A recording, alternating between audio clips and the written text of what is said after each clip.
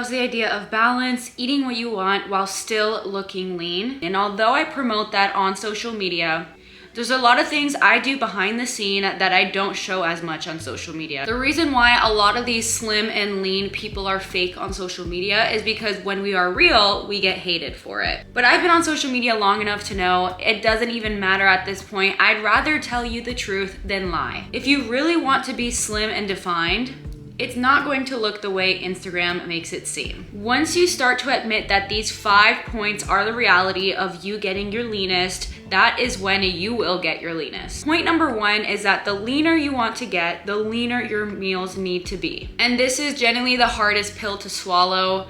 The closer you want to get to visible definition, the simpler and leaner your meals will look. Literally think about it. You are what you eat. If you want to look more muscle than fat, you are going to need to eat in that certain macros. And I'm not telling you to reduce your fat. So if you know anything about macros, eating healthy fats has nothing to do with the way your body has fat on your body. This has all to do with calories and all to do with how much protein and less sugar and carbs you're having. Sometimes your meals will literally be just protein and fiber. Eggs and veggies, chicken and a salad. This morning, my breakfast was 2 scrambled eggs mixed in cottage cheese and a hot dog. Sometimes not grabbing that bagel next to that hot dog. Sometimes that's how your meals are gonna have to look. And I promise you, if you look at people's social media long enough, the people that have 6 packs and things like that, you see the meals that they eat sometimes that are actually being real. They'll have cauliflower rice instead of regular rice. And I'm not telling you to cut it out completely, but you do need to reduce the amount of times that you are going for that bowl of pasta. Or if you're having that bowl of pasta, your breakfast and lunch had practically no carbs. At the end of the day, you're gonna have to realize that a lot of your meals can't be as exciting unless you have a million ingredients in the world and you have all the time in the world to make that. But that's okay because your goal isn't gourmet, it's leanness. Point number 2 that I think a lot of us have realized at this point, if you're watching this video and you've been working out for a while, is that you can't out-train your diet. You could do Pilates, strength training, cardio, everything everyone is telling you to do that is key to sculpting your body. But if your food isn't lined up, your body won't change. There is a point in your fitness journey that you have adapted pretty much all of your body to the exercise you're doing, and exercise is barely gonna cut it. At some point,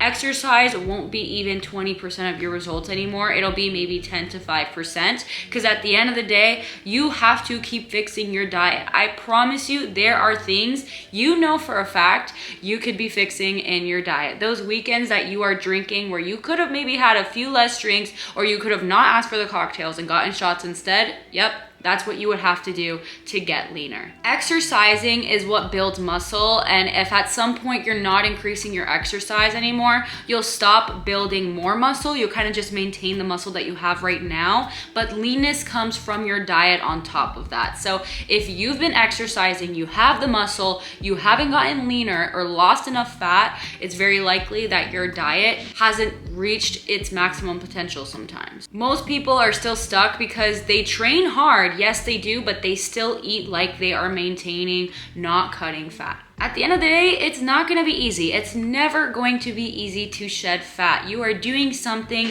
that your body basically has to eat away at its fat to adapt to the way you are eating. Now, point number 3 is going to help a little bit in just these last 2 points that I made, because I don't want you guys to get the wrong impression. I'm not trying to cause any kind of disorder. I'm trying to cause discipline a little more if this is genuinely what you want. If this is a value in your life, being slim isn't about eating less, it's about eating differently. We're not at the point anymore where, oh, all we had to do was lose weight, so that means we just had to eat less. At this point, nutrition is key. People really just think, oh, just cut the calories, but if those calories are from snacks, processed foods, or little bites throughout the day, you'll always be hungry. A slim meal is built around protein, fiber, and volume so you can eat plenty without blowing past your target. Now, this is where I talk about volume eating. At the end of the day, if you want to be slim, I'm not saying toned, if you want to be slim, then you need to portion control. So in my biggest recommendation, only volume eat the days that you genuinely have more hunger than usual. But even then, if you go on vacation and you know you don't have that many options, the only option you have is like a burger and fries, then you're gonna have to learn to portion control to stay at the same size. When it comes to fat though, you might increase your fat percentage over time of just portion controlling chilies or burgers or hot dogs or anything, because at the end of the day, it's about what is in that meal that you are eating at the same time. If you ate the same amount of calories in a meal that had steak and vegetables and roasted potatoes versus the same amount of calories in an oily burger with fries, you would still look completely different. Maybe around the same size, but the ratio in your fat and muscle would be different. You would look a lot leaner if all your calories came from steak and vegetables and roasted potatoes and dates rather than a burger with fries and cheesecake. And number 4/5, I want to end this off with is that the lean look isn't a lifestyle for everyone. If it feels like genuine torture to get where you are getting or to try that, then you are, one, moving a little too fast, and two, that body might not be meant for the lifestyle that you want to live. I personally could get even leaner, and I'm still focusing every single day on getting just a little bit better than before, but I probably know that it's going to take me years upon years to genuinely be happy with that kind of lifestyle. So what I'm doing is taking the smallest baby steps ever. Because at the end of the day, being lean isn't always sustainable 24/7. So your leanest physique is usually your most disciplined phase, right? Like you're at your most disciplined point. But if we're close to our period or something, we're gonna mess up sometimes. It is completely normal. The good thing is that those seasons where you are in that momentum of getting leaner, you have to make sure that you are not going too deep down in a rabbit hole where you're at your leanest, and then the days that you are not feeling your best, you kind of do a big difference opposite from that. That's why every single day, whether you are on your period, close to your period, or on your luteal phase or your follicular phase, ovulation phase, where you feel your best, you need to focus every single day in whatever phase you are at to be just a little bit better than you were before. And that's the whole goal here. Just imagine if you practice that, even if you're not perfect every time, or you go completely out of proportion sometimes. If all 365 days of the year you are still working on something, that is 365 days of the year more than you did before you started your fitness journey. So overall, you will still get results every single year, and you will still look different every single year. But again, the lean look isn't a lifestyle for everyone, and it can definitely be if you have that value in mind the most, but I don't want you to feel pressured over it or feel like you have to be so disciplined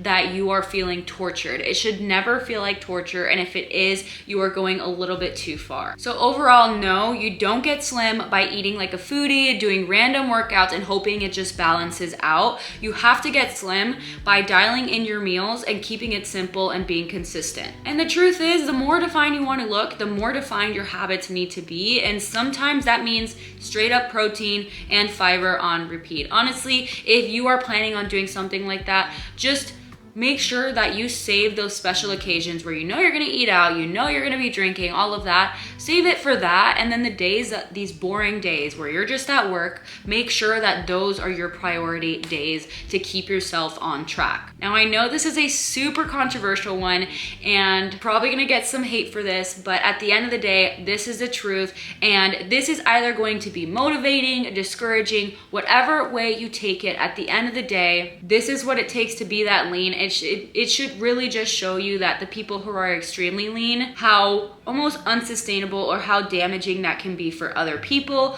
or it possibly could be for them and they're just not showing it on social media. So that's the whole point here. I want you to focus on your journey and your goal. And if you genuinely, you're like, no, I want this, literally take every single day at a time to just do a little bit better than before. Maybe choose fruit instead of chocolate cake today or something like that. Other than that, let me know if you want a part 3, and if there's anything else I missed, whatever you disagree on, I am open to discussion. Again, just because you disagree with something with me doesn't mean that what I'm doing is completely wrong either. You could be wrong too. Other than that, subscribe, like, and comment if you agree or any other kind of videos you want to see, and I'll see you in the next one. Bye.